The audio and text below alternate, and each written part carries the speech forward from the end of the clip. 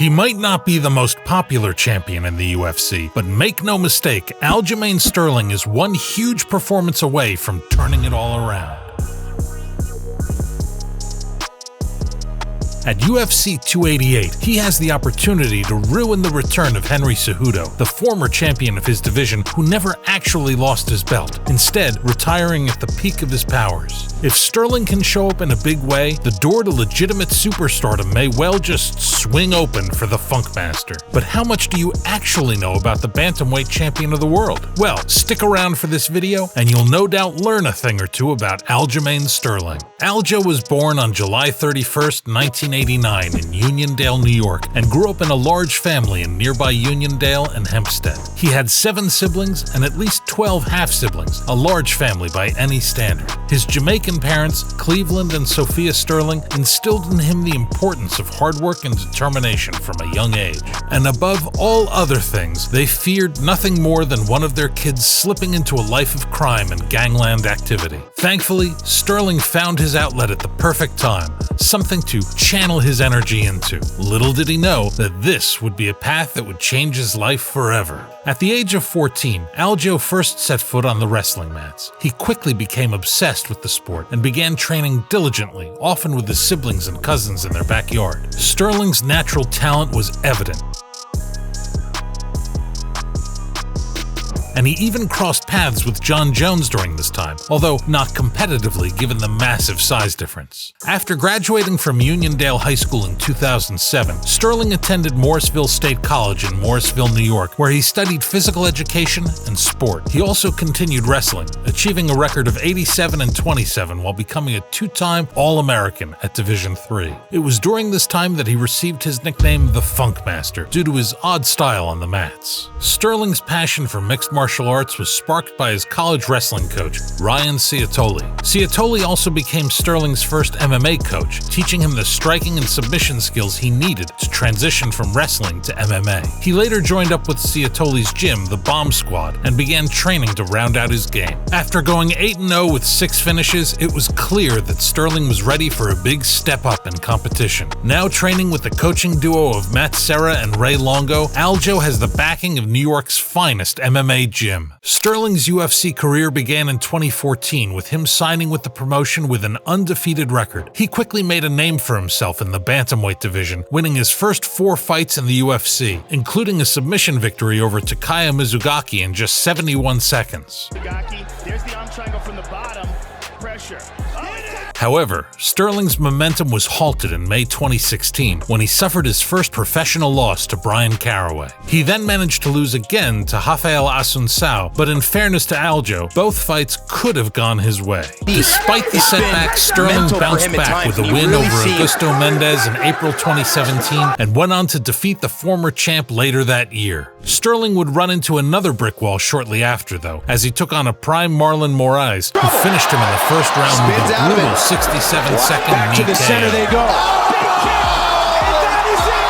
And it was a mean KO. Of that, there was no doubt. Following the loss, Sterling lost a lot of the hype that was behind him. But after going 5-0 over the next 2 years, a run that culminated in a first-round submission of Corey Sandhagen, Aljo had earned his title shot. However, Sterling's shot at the bantamweight title came in a controversial fashion. In March 2021, he faced off a then-champion Petr Yan in a highly anticipated bout. The fight was back and forth, with both fighters having their moments, although Yan was certainly ahead. But in the 4th round, Yan delivered an illegal knee to Sterling's head while he was downed, resulting in a disqualification and Sterling being crowned the new bantamweight champion. This was the first instance in history of a challenger being crowned UFC champion by way of DQ. Fans were pretty hard on Aljamain directly after the fight, partly because of his over-exaggerated response to the knee, but also because he was photographed holding the belt later that night. And if you won the belt by DQ,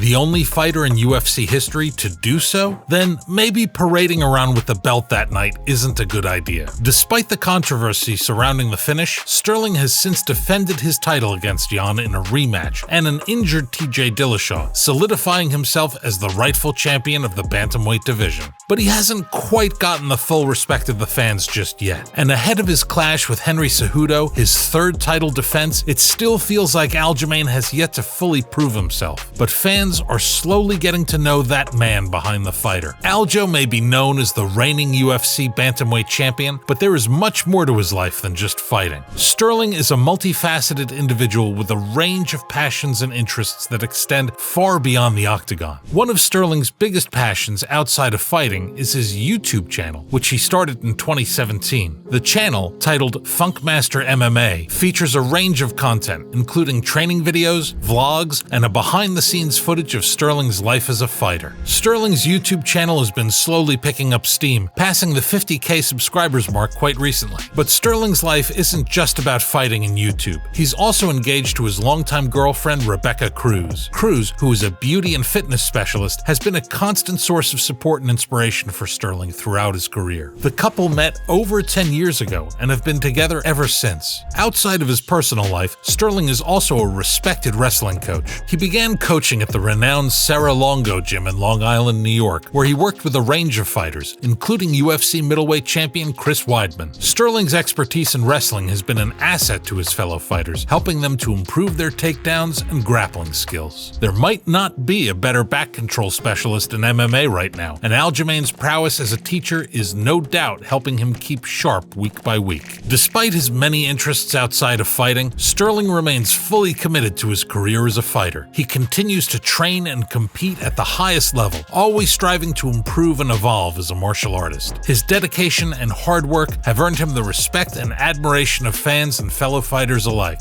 Over the course of his UFC career, Aljamain Sterling's pay has grown significantly, reflecting both his increasing success in the octagon and the growing financial power of the UFC as a whole. In his early fights in the organization, Sterling earned a relatively modest salary compared to the multi-million-dollar contracts that some of the sport's biggest stars command. The highest numbers he was hitting around this time were in the vicinity of $70,000 of base pay. However, as he climbed the ranks of the bantamweight division and began to notch more high-profile victories, his earnings have grown steadily. One of Sterling's first notable paydays came in his victory over Corey Sandhagen in June 2020. For that fight, he earned a disclosed purse of $210,000, which included a $105,000 win bonus. While this was a significant increase from his early UFC paydays, it paled in comparison to the massive sums that some of his contemporaries were earning. However, Sterling's fortunes began to change dramatically when he faced off against Petr Yan for the bantamweight title in March 2021. Although Sterling was ultimately declared the winner by disqualification, that outcome netted him a disclosed purse of $230,000 for the fight, including a $115,000 win bonus. But the biggest payday of Sterling's career was likely his rematch against Yan, which took place in November 2021. For that fight, Sterling was paid a disclosed purse of $250,000, which came along with another $250,000 as a win bonus. However, these figures likely do not tell the full story of Sterling's earnings for the fight. As a title fight on a pay-per-view card, Sterling earned additional compensation in the form of pay-per-view points. While the exact details of these payouts are not publicly disclosed, it is believed that they can be quite substantial, with top fighters earning millions of dollars in pay-per-view bonuses alone. Aljo's not quite in that league, but with $500,000 under his belt already, assuming that Sterling did earn a significant amount of pay-per-view points for his victory over Yan, it is entirely possible that he broke the $1 million mark for the fight. This would represent a remarkable milestone in his career and a testament to his growing star power within the sport. It is also a reflection of the UFC's increasing financial might, as the organization has grown to become one of the biggest players in the sports world, with a global fan base and massive broadcasting deals. Because 10 years ago, even some of the best fighters in the world weren't hitting $1 million